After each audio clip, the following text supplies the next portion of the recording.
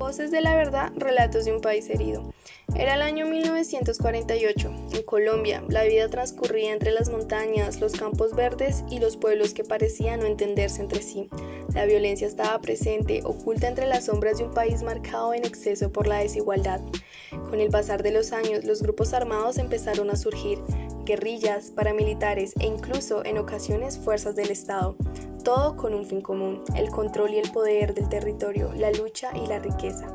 El conflicto armado dejó marcas imborrables tanto en Colombia como en sus ciudadanos. Todo esto se esparció desde las ciudades hasta las montañas. La voz de millones de personas fue silenciada por la violencia, pero la Comisión de la Verdad se convirtió en un faro de esperanza, un espacio donde las víctimas narraron sus historias con el anhelo de sanar y construir un futuro distinto. Este es el relato de un país que busca comprender su pasado para no repetirlo. Capítulo 1. Las voces del olvido. Un día normal, María se levantó y realizó sus rutinas cotidianas, pero nunca pensó que su vida cambiaría esa misma noche. Empezó a escuchar unos sonidos extraños provenientes del exterior, sonaban como aleteos muy fuertes. Al asomarse a la ventana, vio cómo pasaban varios helicópteros y los gritos no cesaban. Su pueblo, llamado Mitigüí, estaba escondido en un rincón entre las montañas de los cerros orientales y se convirtió en el campo de batalla de un conflicto que ella nunca imaginó. Sus padres se despertaron alterados y fueron en busca de sus hijos para escapar del lugar, huyendo y dejando atrás su hogar y los recuerdos de su infancia. Caminaron durante mucho tiempo sin saber si encontrarían un lugar seguro. María notaba la preocupación de sus padres al ver cómo su madre le tomaba la mano con mucha fuerza, mientras que su padre intentaba calmar a sus hermanos.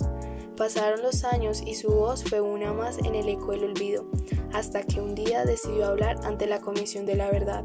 Su testimonio se convirtió en un acto de resistencia y dignidad. Se dio cuenta de que no estaba sola en esto. Habían otras personas que compartían su mismo dolor, su mismo vacío, pero también la misma esperanza de que sus voces fueran escuchadas. Capítulo 2. Caminos de exilio y resistencia. Cuando Andrés tenía 10 años, su padre fue asesinado por culpa del conflicto armado al intentar defender a su familia. Gracias a esto, su madre y él lograron escapar. Pasaron los años y su madre, con lágrimas contenidas, le enseñó a seguir adelante. Como muchos otros, vivieron el conflicto, la estigmatización y la lucha por recuperar lo perdido. Su madre le fue contando historias y fragmentos sobre su padre, como si al solo nombrarlo pudiera traerlo de vuelta, sabiendo que esto jamás ocurriría. Con el tiempo y gracias a la crianza que le dio su madre y la ausencia del padre, Andrés encontró un impulso que lo llevó a estudiar Derecho y luchar por la verdad de quienes, como su familia, habían sido silenciados.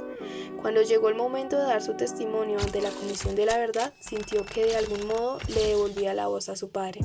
No se puede construir un país sin reconocer el daño que se ha hecho, dijo con firmeza. Capítulo 3. Los guerreros de la memoria. A pesar del dolor, hubo quienes decidieron alzar la voz. Líderes comunitarios, defensores de los derechos humanos y sobrevivientes construyeron espacios de memoria para que el silencio no fuera la última palabra. La comisión recogió sus relatos, dando luz a verdades ocultas y señalando el camino hacia la reconciliación, porque la memoria es el único antídoto contra la repetición de la historia.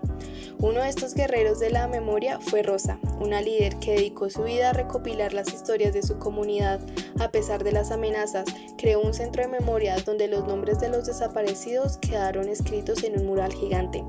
Mientras sus nombres sigan aquí, no podrán borrar nuestra historia, dijo Rosa. Su trabajo no solo permitió que su comunidad sanara, sino que también inspiró a muchas otras personas a hablar e ir en busca de justicia. Como conclusión, el conflicto armado ha dejado muchas heridas difíciles y dolorosas de sanar, pero el primer paso para cerrar estas heridas es la verdad. Gracias a la Comisión de la Verdad, ahora es más fácil que las personas que han sufrido o que siguen sufriendo puedan ser escuchadas y no se dejen vencer por el miedo. No deben dejarse opacar por el pasado, al contrario, deben verlo como una oportunidad de aprendizaje para poder superarnos a nosotros mismos y ser la voz para aquellos que aún tienen miedo de hablar. La paz no solo se construye con acuerdos políticos, sino con la valentía de enfrentarse a la verdad por dura que ésta sea.